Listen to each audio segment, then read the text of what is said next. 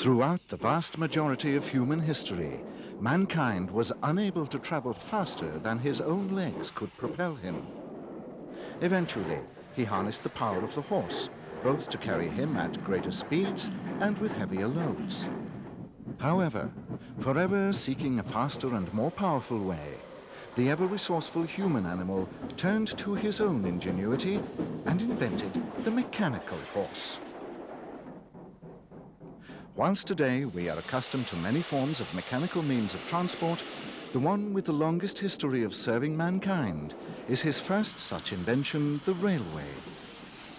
For nearly 2 centuries, the iron rails have carried every form of human cargo, from men and women to the cars and vehicles which have supplemented, but never entirely supplanted, the railway itself.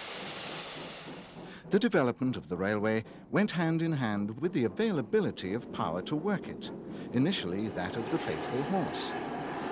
But it was the invention of the self-propelled iron horse, the steam locomotive, which was literally to change the world. For over 1.5 centuries, it dominated commerce, but by the middle of the 20th century, it was challenged on all fronts. Soon after, in the land of its birth, it was to give way to the internal combustion engine. Its final decade, as the prime mover in the land of its invention, was the 1960s. As the 1960s opened, a number of railways were under threat.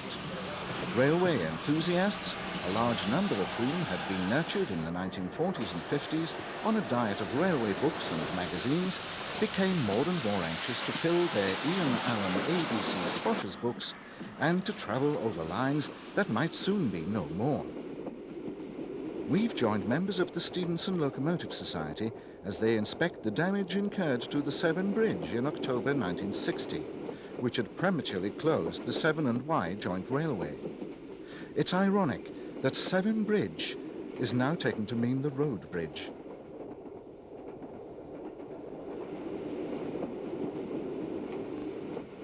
Although we tend to associate railway closures with the villain of our piece, Dr. Richard Beeching, the truth is that many railways had been deleted from our maps before the 60s even began. Indeed, the programme was gathering momentum. Rural lines such as the Ellesmere to Wrexham branch seen here, which closed in September 1962, having been targeted in British Railways' desperate attempts to stem its mounting losses.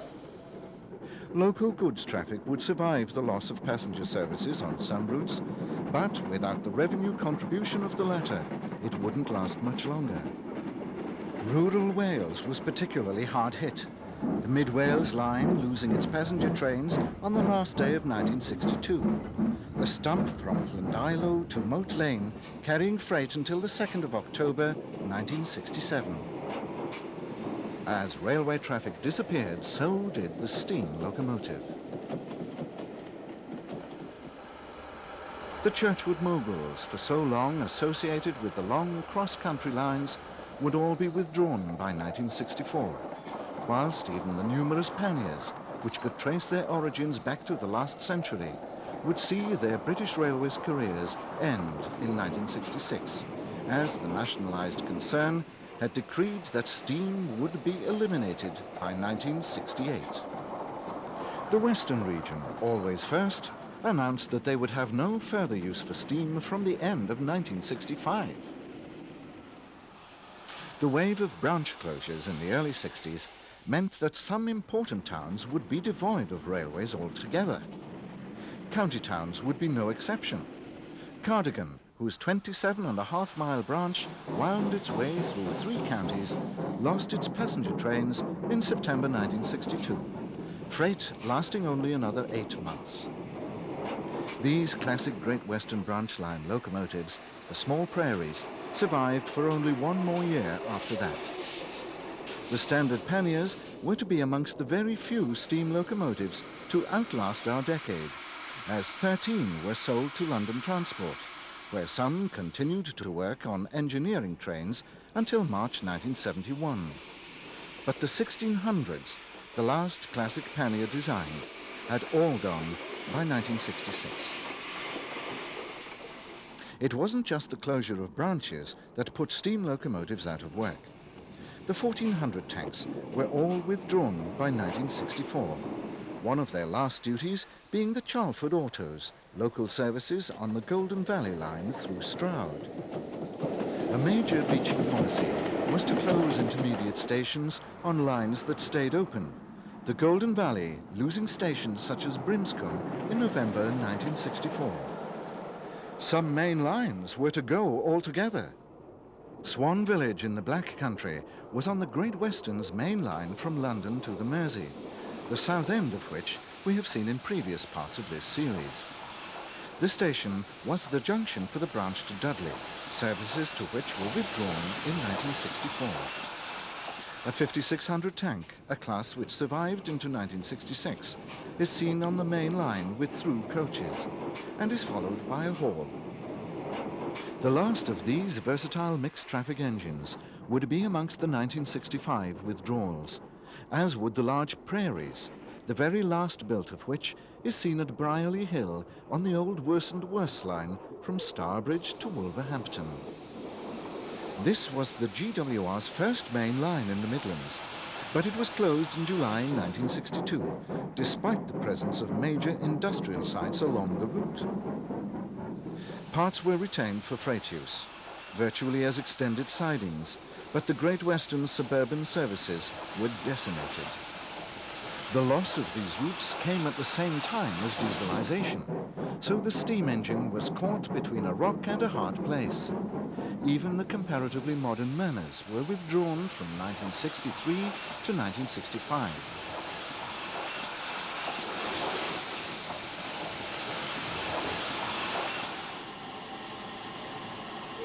Dudley was an important manufacturing town, served by both the GWR and LNWR. The latter had passed to the London Midland region via the LMS, and from the 1st of January 1963, the old GW lines in the Birmingham area were to follow suit as British Railways altered its boundaries. Perhaps nowhere else was this to have such profound effects, as the LMR was in the process of electrifying its main line through the city together with the associated branches. This meant that the GWR lines were to close, as they were regarded as duplicates. The main line itself enjoyed a brief Indian summer, as the closure of Birmingham New Street for complete renewal meant that all London to Birmingham expresses were transferred to this line for a period, using diesels.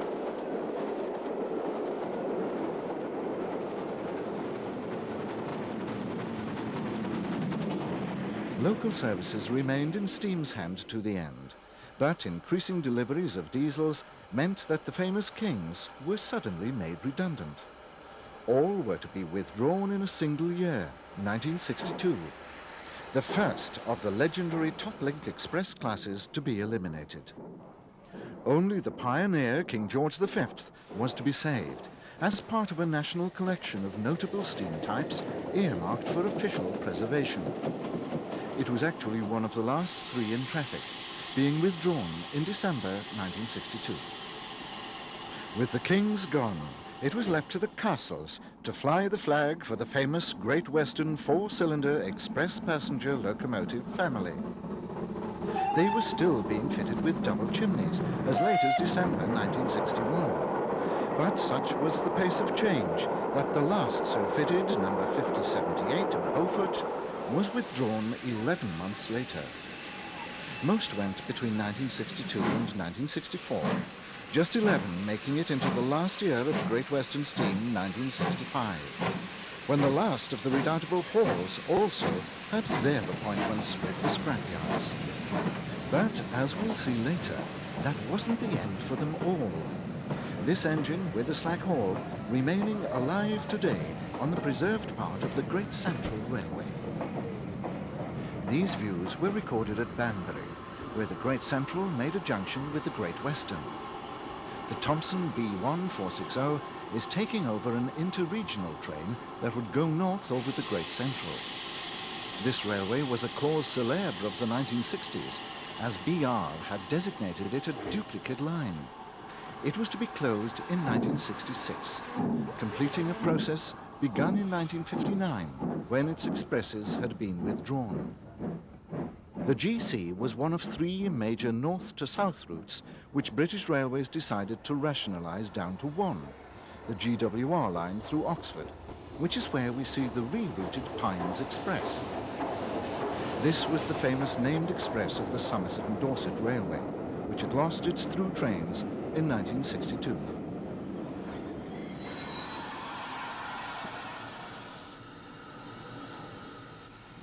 The Somerset and Dorset was the second railway cause célèbre of the 1960s.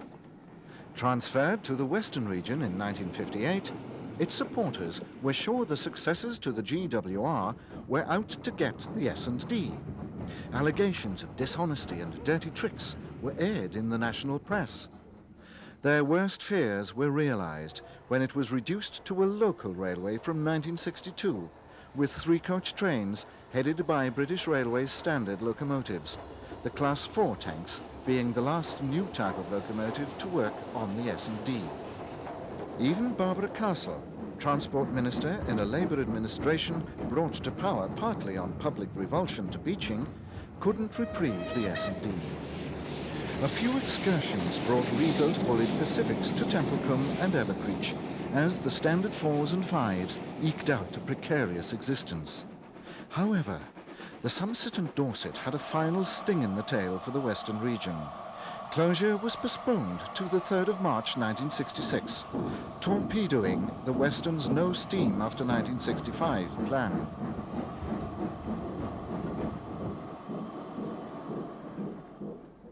Only the southern region appeared to follow the course set by its pre-nationalisation namesake. The Southern Railway's electrification plan had been postponed by the war. But by the beginning of the 60s, it was back on course, with the completion of the Kent Coast Main Line electrification. The region's most famous train, the Golden Arrow, saw its last steam working on the 11th of June 1962, headed by rebuilt West Country Appledore. Rebuilding had stopped a mere 4 weeks earlier, with 60 examples completed, as the imminent end of steam meant the costs would not be recovered. Withdrawal of the rebuilds started 3 years later. Each of the Southern's divisions, the successors to its constituent companies, was to eliminate steam in turn. In the 1930s, the Brighton Main Line from Victoria had been its first main line electrification, but the branches remained steam-worked. It was the reliance on manual labour, whose costs were escalating during the white heat of the technological revolution, that meant steam had to go, the Southern having planned to keep it until all lines could be electrified. The line seen here, from Three Bridges to Tunbridge Wells via East Grinstead, was a microcosm of Southern planning and BRs. Built by the LBSCR, it was worked in the 1960s by locomotives from both the other constituents, Class H tanks of the southeastern and, seen at Rowfront, Drummond M7s from the southwestern. Stations were, of course, as built by the Brighton, Rowfront boasting a government oil depot, so it had a busy freight traffic as well. The push-pull coaches were 1950s conversions from Mansell corridor stock, built by the Southern itself, and BR standard tanks were used on the freights and through trains. Most of the station buildings and lineside furniture dated back to the golden age of steam, so their costs had been written off. Only the expense of manpower tipped the costs against railways such as this. Beeching's report, entitled Reshaping the Railways, showed that lines like this were not paying their way. The Southern had proved that the Sparks effect of electrifying lines and incorporating them into an integrated system could pay dividends. But such thinking, and the capital costs involved, was anathema to a government intent on closure rather than development. It's probable that if events hadn't overtaken it, this line would in due course have been electrified.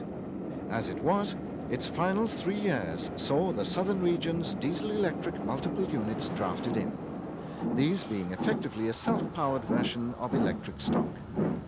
The last H's and M7s went in 1964, the railway itself closing on the 2nd of January 1967, except for the 3 bridges to Rowfront section, kept for the oil traffic.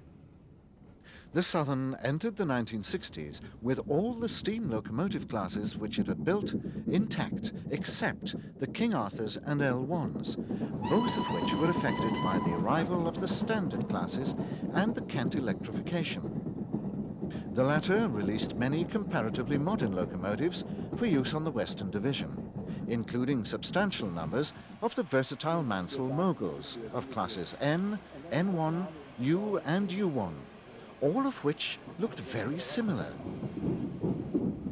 With their light axle loading and comparative power, the Moguls were popular for many of the rail tours that were arranged during the 60s as last runs over lines threatened with extinction, such as the double-track line from Christ's Hospital to Shoreham on the electrified South Coast line from Brighton to Portsmouth. Steam running over electrified lines was no problem at this time, this being a symbol of the Southern's long drawn-out transition from the one to the other. A number of cross-country lines weren't scheduled for early electrification. Amongst them, the line from Redhill to Guildford, which formed an interregional link to the Western at Reading. The Mansell Moguls were the regular motive power on the line for many years, but the line came under the scrutiny of the Beeching axe murderers, who recommended it for closure. This was a perfect example of how strict accountancy principles were irrelevant to railway economics, as the line was part of an effective London avoiding route.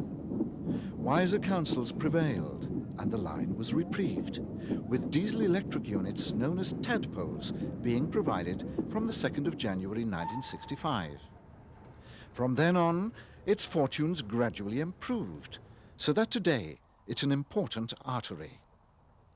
A pair of Moguls is seen near Gomshall and Shear Station, with one of the end-of-steam rail tours in the mid-60s. The Moguls had their origins in the First World War with the mixed traffic Ns, which were adopted as a proposed standard engine for all Britain's railways as early as 1920. 100 of these were manufactured at Woolwich Arsenal in 1920 as kits of parts. When the proposed nationalisation was turned down in favour of the 1923 grouping, 50 of the locomotives were bought by the Southern Railway and assembled at Ashford. From these came the general nickname of the class, Woolworths. They certainly didn't live up or down to this name, the first not going until 1962. Only one of the 80 Ns escaped the scrapman, whilst 4 of the passenger variant, Class U, survive today. The last of all was 31639, seen on a final rail tour with the last of Bulleid's controversial Class Q1 Charlies, number 33006. The latter was withdrawn in January 1966, but worked on for a few weeks, whilst the U lasted but a few months more, to the middle of June. The last members of the 2-cylinder Mogul classes, there were 3-cylinder variants of both, withdrawn by 1963, are seen at Rowfront, on the 3 bridges to East Grinstead line with another rail tour. They were to be the last pre-grouping design on the Southern.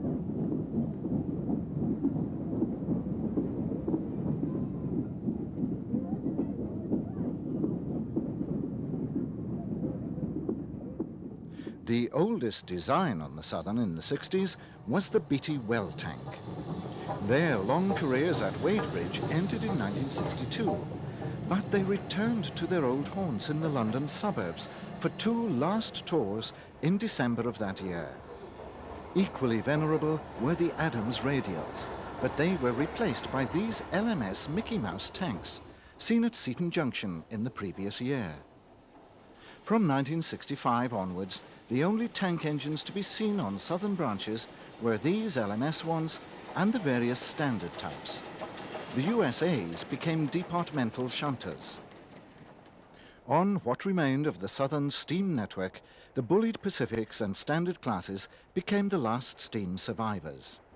The great Southern Railway electrification plans were to culminate in the laying of the Juice Rail on the Bournemouth main line, but it had to be done on the cheap. This became the last steam main line as, once again, government funding was restricted on what was potentially one of the most successful electrifications of all. The handover to electrics was natural evolution, but since so many Standards and Pacifics were available for the ever-diminishing duties, famous classes such as Mansell's schools disappeared well before the end. Bullage Pacifics, born in the war when the Southern's electrification plans had been blown off course, fulfilled their designer's intentions, though not as he expected. Rebuilt with conventional valve gear, they were effectively a new design in 1956, the last British mainline steam design of all, and they proved to be amongst the best locomotives ever. They were to be a fitting end to the story of Southern steam, although they had cruelly short lives.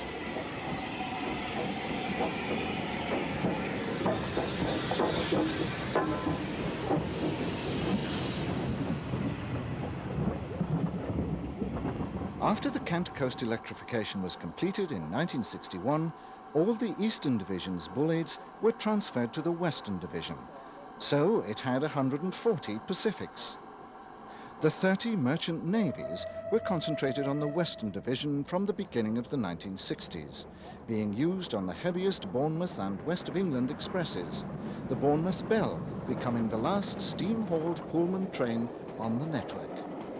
It's seen at Basingstoke, still immaculate towards the end of its life, although it would be withdrawn at the same time as the last of the Pacifics in July 1967.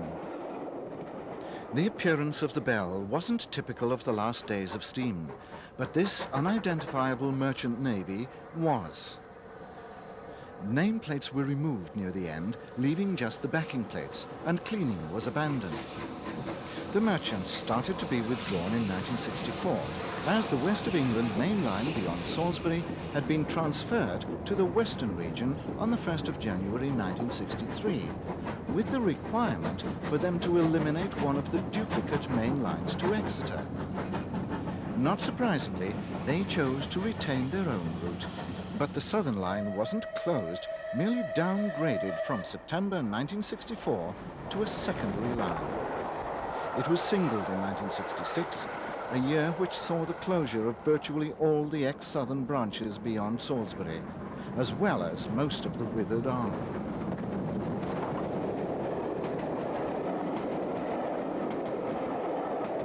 The Southern continued to run steam semi-fasts to Salisbury right until the end of 1967, still using the famous head code displayed on this original West Country.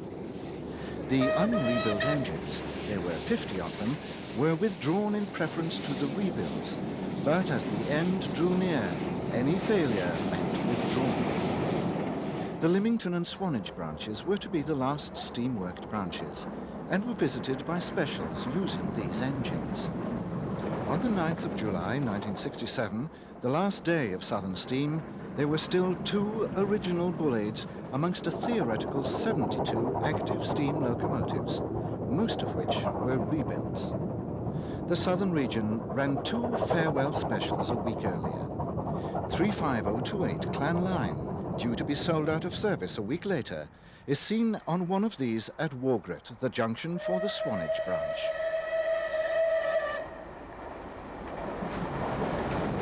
Steam was now disappearing rapidly all across the system. We next turn to the eastern and northeastern regions, reunited in the decade as the Eastern Region. From the hotel fire escape overlooking York Station, we see a northbound express leaving behind an A3 at the beginning of the decade.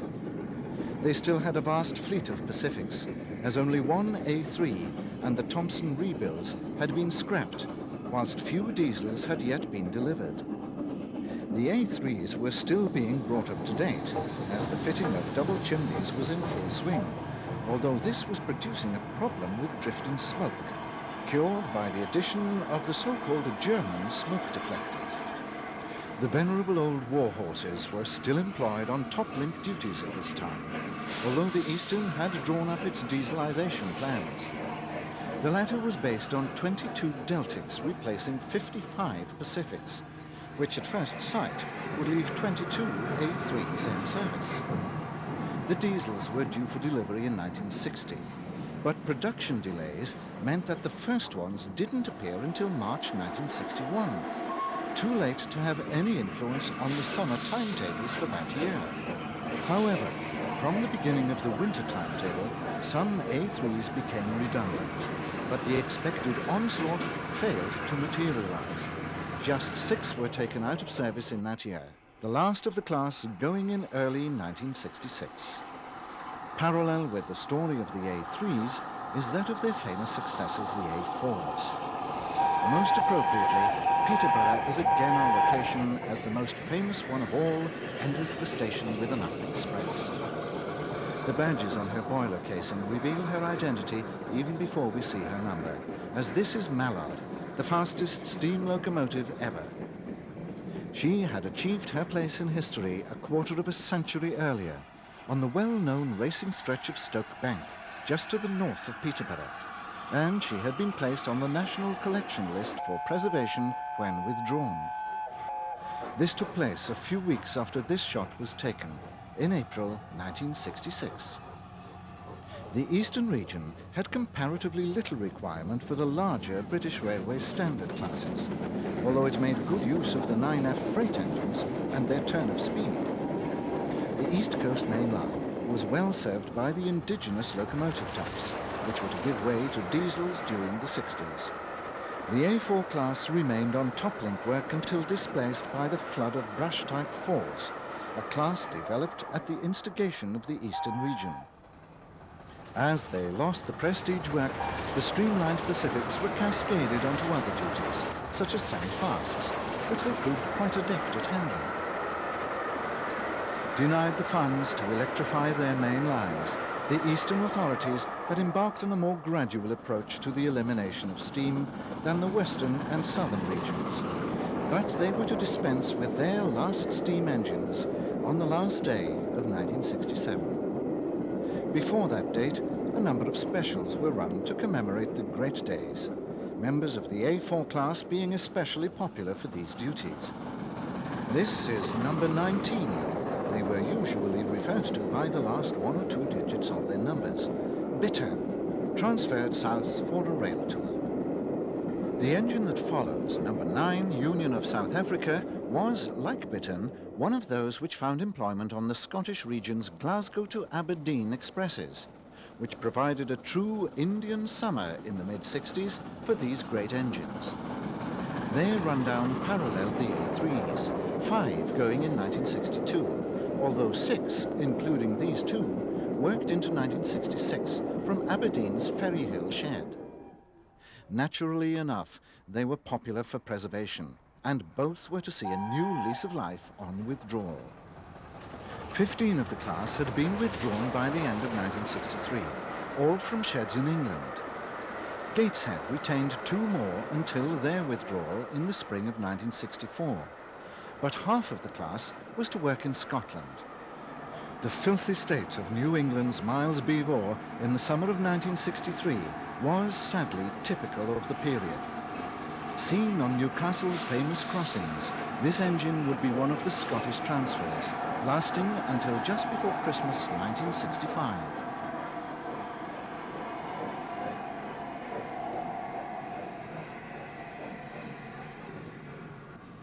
The Mallard pub at Essendine, commemorating the famous record, witnesses one of the final designs of East Coast Pacifics climbing Stoke Bank. Peppercorn's A1s and A2s, despite their later construction, suffered withdrawals over the same period as the Gresley machines. Only one of the 64 built would survive. A2 number 60532 Blue Peter, one of a number of this class which had been allocated to the Scottish region for most of its life, sharing the final duties on the Aberdeen expresses with the A4s. The Peppercorn engines also appeared on specials, and A1 number 60122 Curlew, their names continued in the Gresley tradition, is seen at King's Cross in the company of the legend herself, Mallard.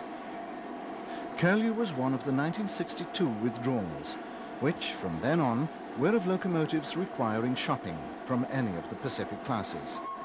On this occasion, Mallard was about to take one of the annual Ian Allen Loco Spotters Club specials north, up the East Coast Main Line.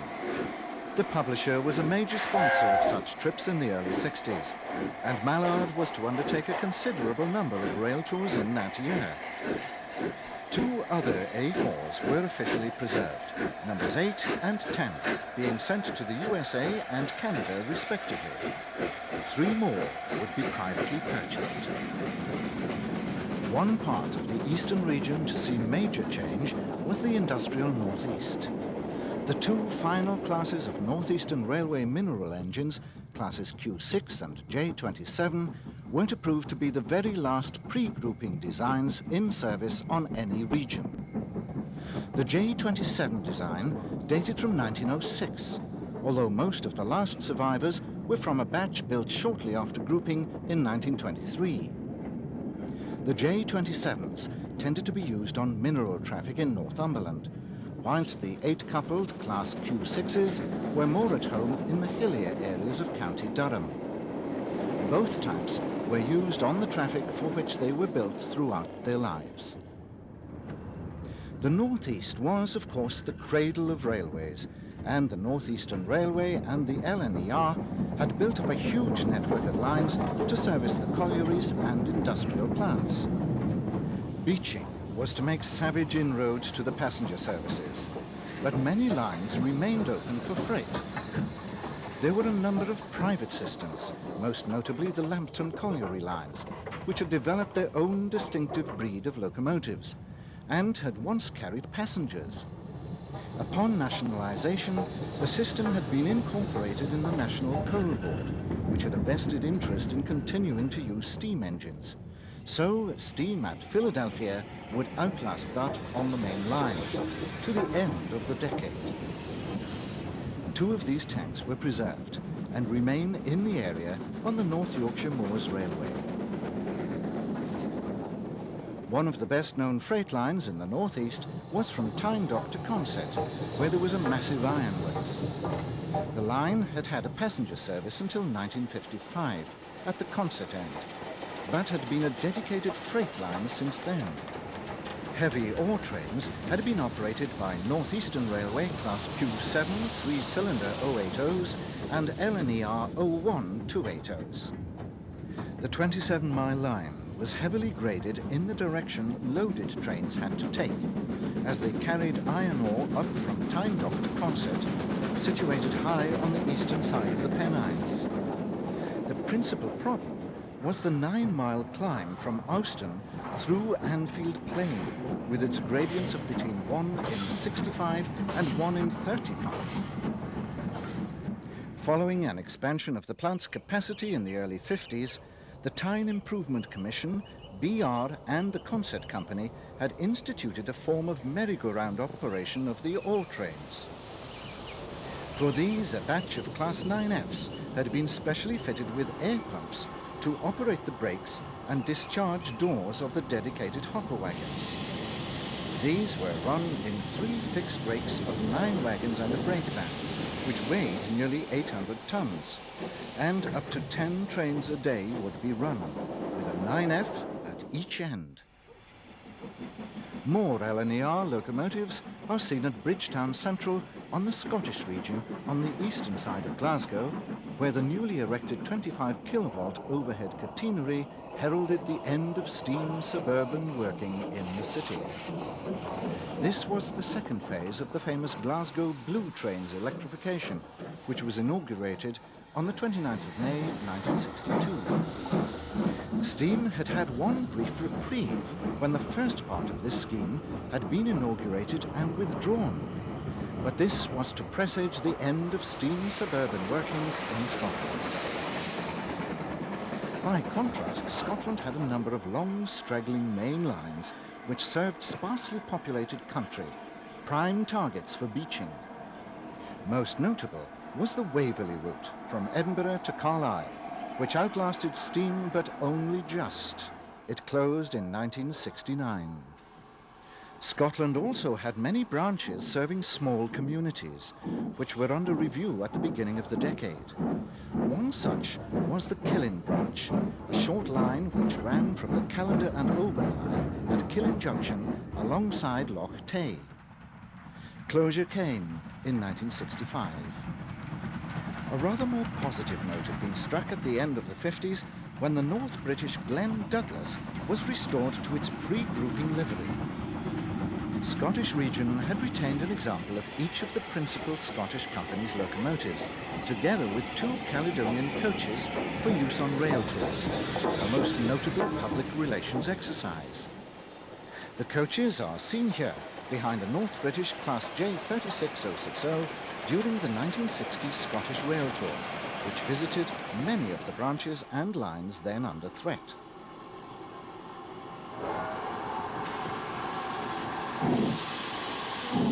The British Railways standard classes had been a godsend for the Scottish Region's former LMS lines.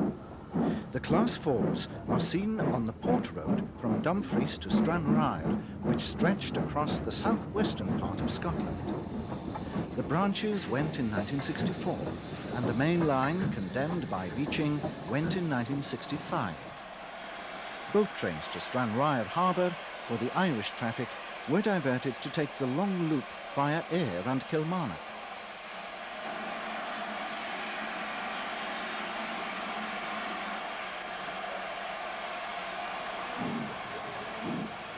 As with all closures, many steam locomotives lost their duties. In this case, the small class of British Railways Standard Class 6 Pacifics, the Clans, were made redundant, the first standard class to be eliminated. At the beginning of the decade, there were many pre-grouping classes still in existence in Scotland. Over 100 of these Caledonian 060 jumbos remained in 1961, although all were gone by 1964.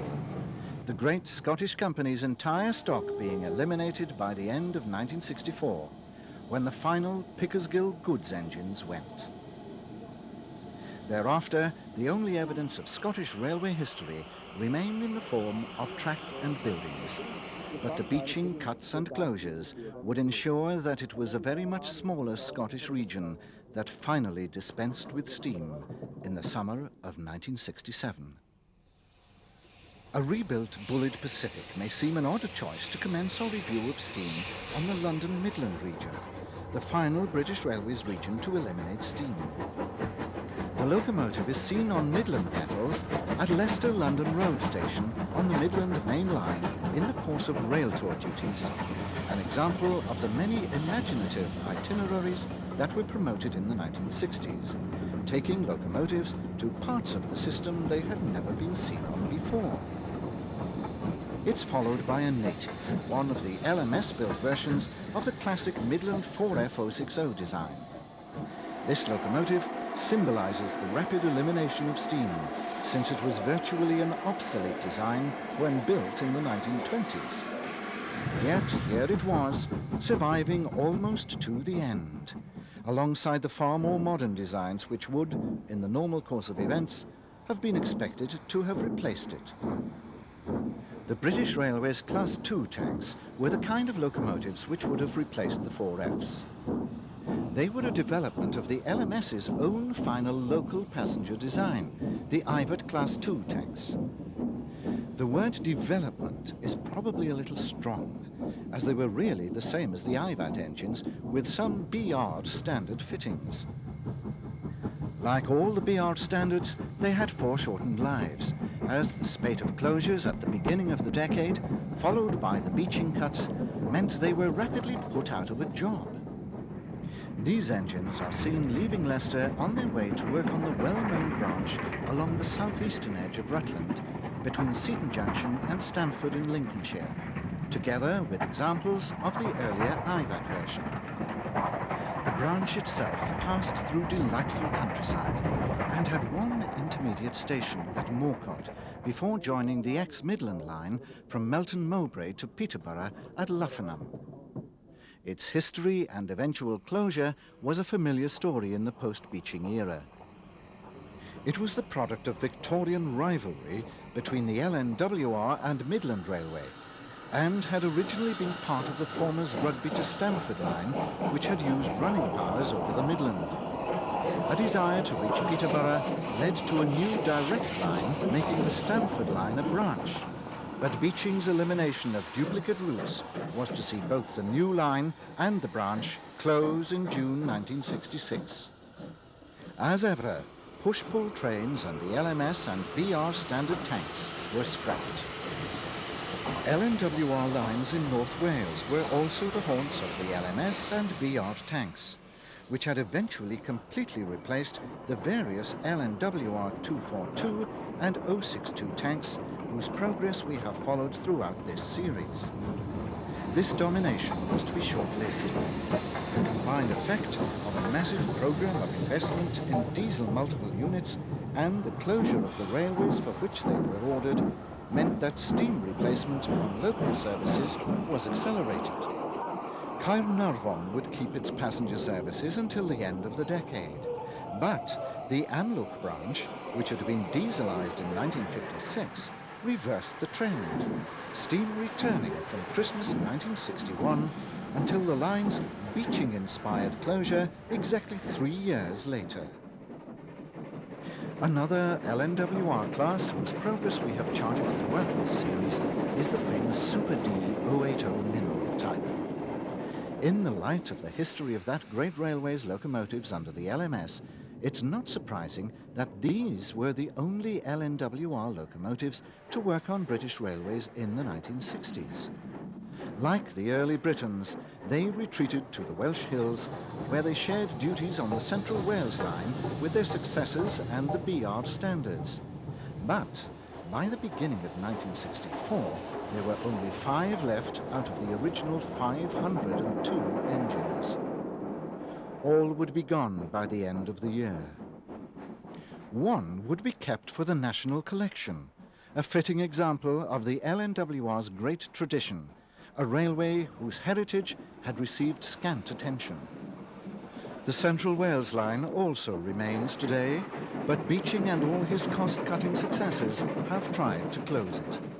It was to be singled and reduced to a diesel multiple unit run basic railway.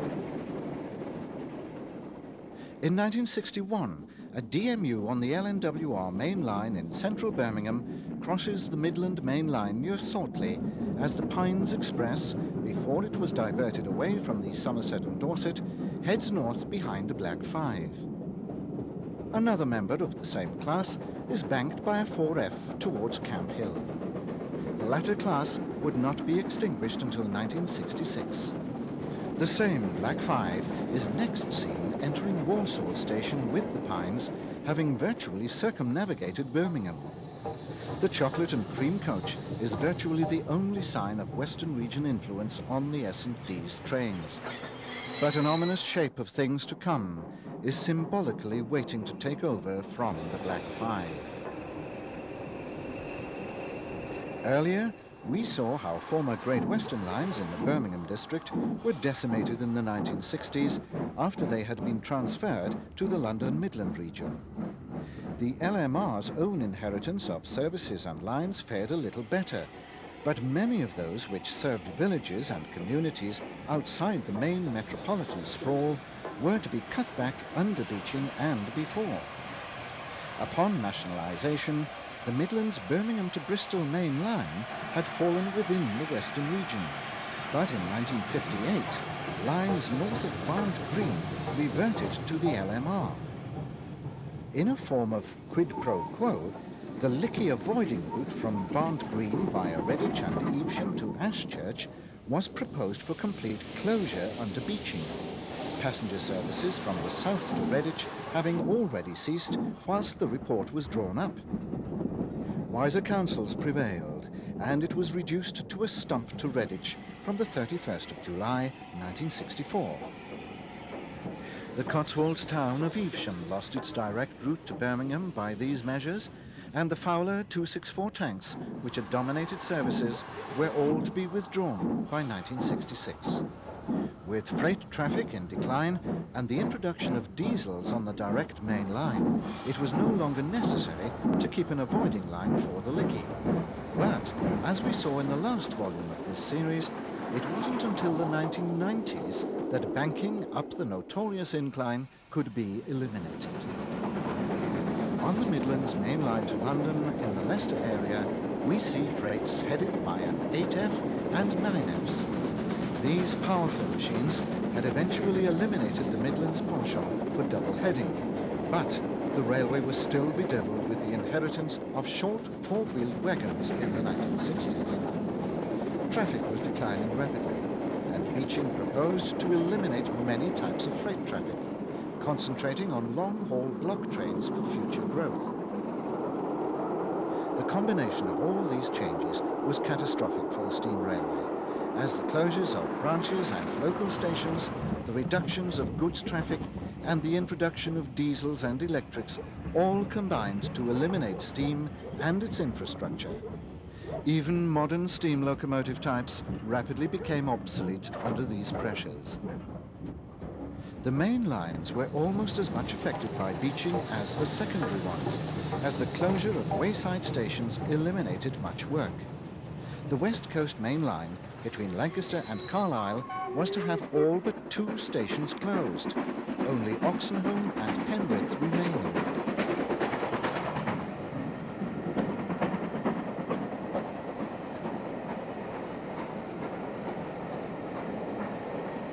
Refuge sidings and the extra pairs of tracks for freight services on quadruple main lines became redundant when most of the freight was no longer there, and what remained travelled at passenger train speeds.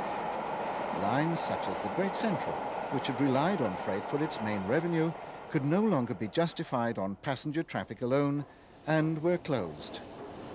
By the beginning of the 60s, it was a purely local line, as the LMR had diverted its expresses away in the late 50s.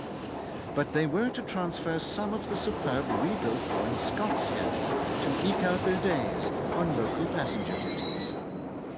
Displaced by diesels and electrics from the West Coast main line, they were to be withdrawn between 1962 and 1965. Their final condition mirrored that of most steam engines from 1963 onwards, as they ran unkempt and devoid of their nameplates.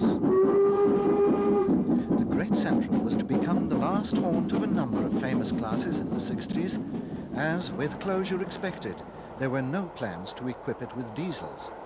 The LNER V2s and the various standard classes, 460s for passenger and 9Fs for freight, were to be its final new locomotive power. As the changes accelerated throughout the decade, steam sheds took on a different appearance. This is Carlisle's famous Kingmore shed, apparently still a hive of activity, with its 8Fs, Britannias and 9Fs all ready for the road. But behind the scenes was a more depressing sight. Rows upon rows of redundant express engines awaiting the scrapman's call. All the famous names were here, from Jubilees to Scots. The march of modernization claiming many victims, witnessed by the yellow stripes on the cabsides, which indicated steam locomotives banned from running under the wires.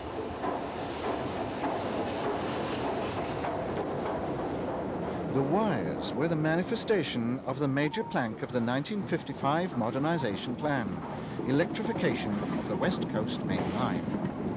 The first part was completed at the beginning of our decade, Crewe to Manchester being switched on in 1960, with the overhead catenary gradually extending to Liverpool, down the main line to Euston, and round the loop through Birmingham by March 1967. All this had a profound effect on the steam locomotive fleet and on the railwaymen themselves.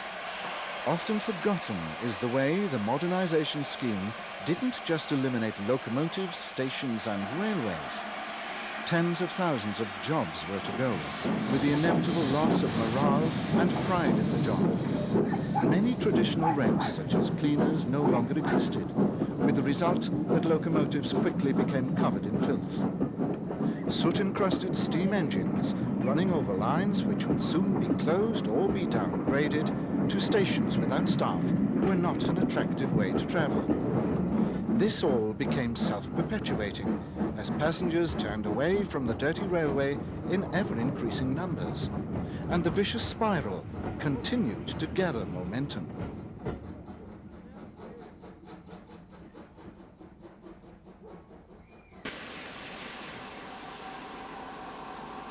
The very nature of steam production from coal was conducive to the emission of soot and dirt, and the elimination of all forms of steam power was an objective of government in the 1960s. The railways were just part of this wider field. The massive infrastructure required to support the steam locomotive, with its maintenance and running sheds frequently sited in the hearts of towns and cities, was a considerable overhead. The closure of sheds such as this one at Rugby would release land which could either be sold off to boost the railway's dwindling funds or converted into car parks to cater for the changing needs of those customers it could still attract. It was to be a long and hard road, but an inevitable one. The stark fact was that by the 1960s, the steam locomotive was no longer a viable proposition for everyday use.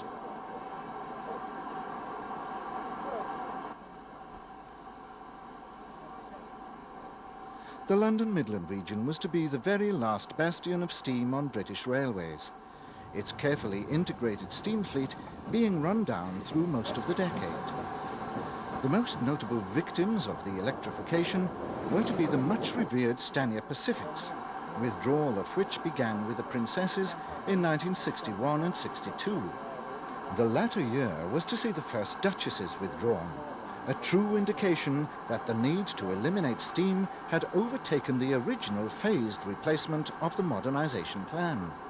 Had that scheme been followed, the Duchesses wouldn't have become redundant until the full electrification from Euston to Crewe had been completed. But a very short-term plan replaced them with diesels from 1962 onwards. All would be gone by 1964, 3 years early. A Black 5 reversing under the wires takes us to Crewe, the heart of the LNWR and LMS, as well as West Coast electrification. The famous junction was to see the transition from steam to diesel to electric, remaining the hub of the system.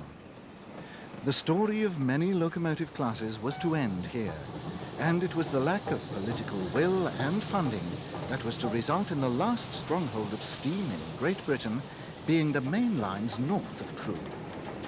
Although the wires ran north from Crewe to Liverpool, the main line beyond Weaver Junction to Glasgow was deemed too expensive for electrification in the 60s, the wires having to wait until the next decade. As a result, many of the LMS standard classes, such as the Jubilees, would see their lives continued until 1968. This Jubilee is 45684 Jutland. The application of the yellow cabside stripe doesn't appear to have been consistently applied, and many steam engines continued to work under the wires. The Jubilees were the last survivors of the former 5XP class, by now 6P of course, the Patriots having all been withdrawn between 1960 and 1962. The end of steam also saw the end of pre-grouping coaching stock, as BR had built large numbers of standard Mark I coaches, which were more than sufficient in number for remaining services. The rundown of the 8P Pacifics was completed in 1964, when the last of the Duchesses were retired. Surprisingly, none was included in the National Collection of Significant Locomotives, but one, City of Birmingham, went to the museum in its namesake city. The great holiday king, Billy Butlin, had seen the rundown of steam as a source of added attractions for his seaside resort camps, so he purchased 2 of the redundant Duchesses. The attraction waned in later years, and they were made available for display elsewhere, and eventual resale. Thus, by this convoluted route, the gap in the national collection was made good, and the Duchess of Hamilton has become the flagship of the National Railway Museum at York. The first numbered but not first built Black 5 and Royal Scot 460s were to be retained for the collection. It's an interesting coincidence that neither deserves its place by virtue of originality. Both are, of course, valuable in their own right. None of the smaller standards would be retained, although the little Class 4 moguls were probably the epitome of the classic British mixed traffic type. The last LMS-built Pacific is seen at Preston at the end of her days. IVAT had produced two modified versions of Stannier's Great Duchesses in 1947. On their completion, it was announced that they had been built with a view to comparing them directly with the two mainline diesels that were built at the same time. The latter were numbers 10,000 and 10,001, the first British mainline diesels. The result of the contest was never revealed, but by 1964, diesels had ousted the Duchesses over Shap. The picturesque Pennines would be amongst the last haunts of the British steam locomotive. The last crabs were withdrawn during 1967, at the end of which steam was eliminated from the main line over Shap. Thereafter, steam was only to be seen on the other routes in Lancashire, as it worked into its final year. As 1968 dawned, 8 Fs, a few standards, and perhaps most appropriate of all, a number of Black 5s were left. The work was traditional. There were still plenty of classic short wheelbase wagons, but they would soon follow the locomotives into oblivion. All the Britannias had been transferred to the LMR, and all but one would be withdrawn before the end came, when 70013 Oliver Cromwell headed the last British Railways steam train on the 11th of August, 1968. It then joined the National Collection and went to Bressingham. After that, it seemed the only place for a steam engine was on a plinth. Billy Butlin certainly thought so, although, as we've already related, he would later release them. This Duchess would also end up at Bressingham with Oliver Cromwell. Her companion at Ayr, a Brighton Terrier, came too. For most steam engines, the destination was the scrapyard and oblivion. However, unbeknownst to those who mourned its passing, among the weeds of Woodham's Brothers scrapyard in Barry, South Wales, there lay the seeds of the great preservation movement of the future, and many more decades of steam.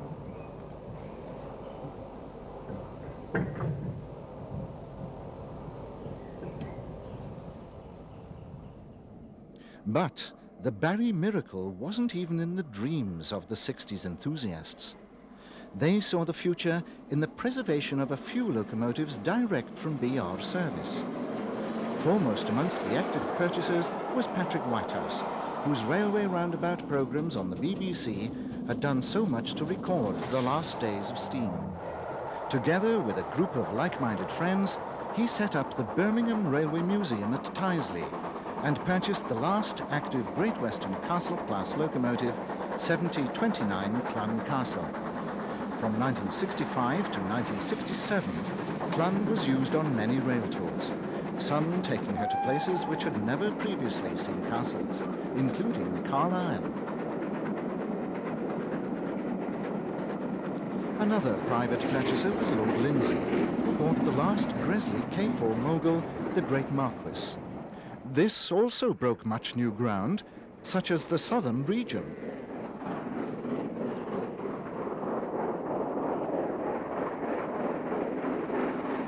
One of the most popular public appeals was to save a Gresley A4, and the locomotive chosen was the one which bore his name. But the most famous survivor of all was to be the last steam locomotive to work on British railways.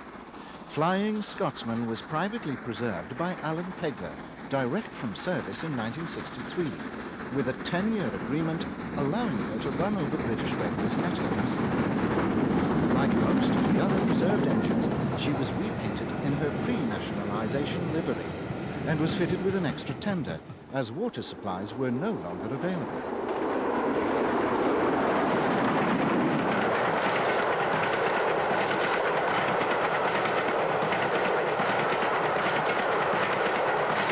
When steam ceased on the 11th of August 1968, BR imposed a complete ban on steam, but Alan Pegler's agreement stood firm. So, at the end of the 60s, Flying Scotsman was the only steam engine allowed on BR main lines. Who would have forecast any more decades of steam?